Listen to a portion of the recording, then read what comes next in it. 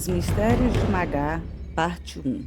O nome da mulher cheia de mistérios do nosso conto de hoje era Margarida, mas popularmente ficara conhecida como Magá. Na década de 60, estava no auge de sua beleza, a qual encantava os homens de todas as classes, especialmente aqueles que se diziam sérios pais de família. Pois bem, ocorreu que no dia de finados do ano de 1965, a bela mulher se encontrava já no início da noite a vagar pelo cemitério da cidade, prestes a vir embora quando notou um jovem casal, os quais não conseguiu identificar, pois ficaram um pouco distante dos mesmos.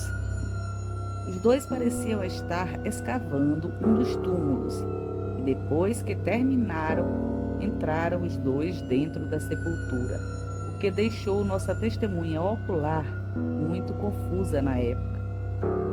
Ao saírem de dentro do túmulo, os dois se puseram a enchê-lo novamente com terra até deixá-lo exatamente como estava.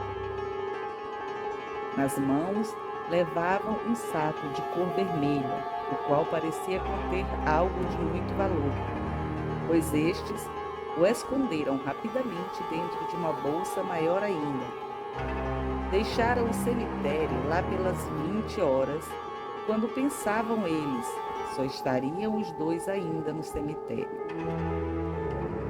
Nossa testemunha vira quando o casal partira, e então esperou um pouco mais, só para ter a certeza de que estaria sozinha, e então olhar a quem pertencia o túmulo profanado. Chegou ao exato local de onde observara o casal às espreitas e constatara que ali não havia sepultura alguma, pois a terra estava totalmente plana e não havia nenhuma cruz ou inscrição jogada no chão. Então, ela fez o inimaginável quando começou a cavar com as próprias mãos a terra, ainda de fácil remoção, devido ao pouco tempo que fora recolocada ali, até alcançar o que pareceu ser um objeto de superfície firme.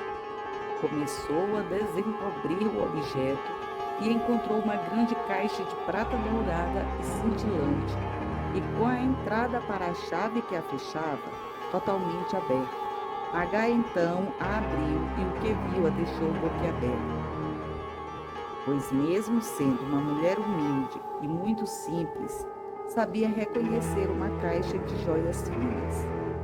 No espaço que antes haviam sido preenchidos, notava-se bem que eram de um colar grande, um par de brincos, 2 broches e um par de anéis grossos. A curiosa mulher virou e revirou a caixa, que era um pouco pesada e muito bonita, agora vista à luz do luar, até que encontrou as chaves que a abriam escondidas debaixo do suporte das joias roubadas. Eram 3 chaves, sendo as 2 primeiras exatamente iguais e a terceira menor e muito diferente das primeiras.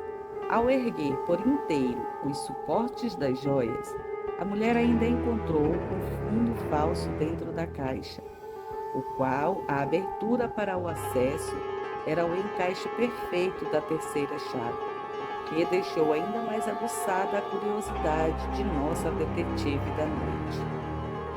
Ela colocou a chavinha na entrada, a girou e foi surpreendida quando encontrou jogados quase que desprezados um par de brincos vermelhos em formato de rosa, os quais dizem que usou até o dia de sua morte.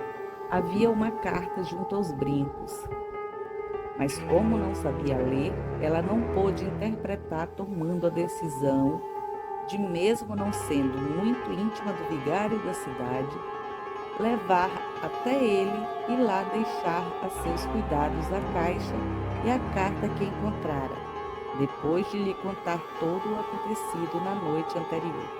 Fez como disse e procurou o padre na manhã seguinte, bem cedinho, o qual a recebeu com muita paciência e carinho.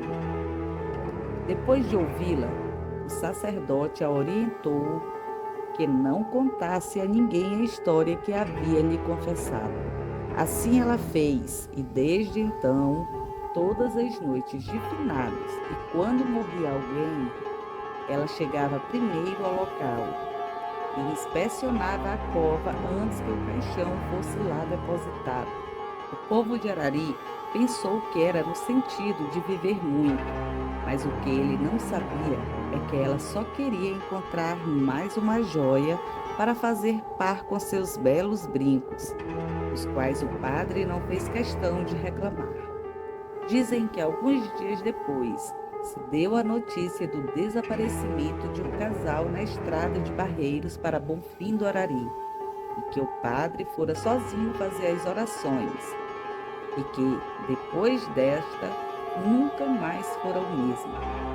Nesse mesmo período, um novo sacrário de prata banhada em ouro fora comprado, e que nas missas pelos fiéis falecidos, o nome de um casal em especial sempre era mencionado com intenções de serem livrados do purgatório. O que fizeram? Esse é o mistério para ouvirmos mais à frente.